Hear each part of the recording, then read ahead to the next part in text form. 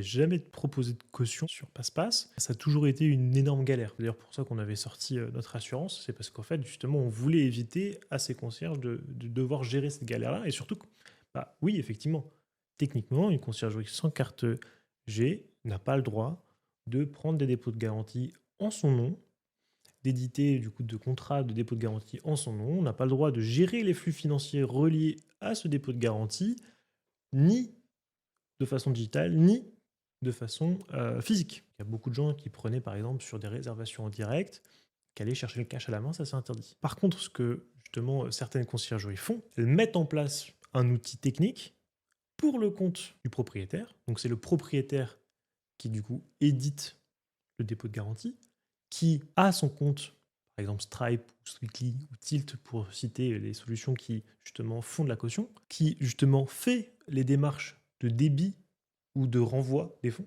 et du coup qui édite en son nom les factures ou les avoirs en fonction de ce qui a été fait. Ce qu'on n'a pas le droit de faire, c'est justement de le faire en son nom, de gérer nous-mêmes les flux financiers.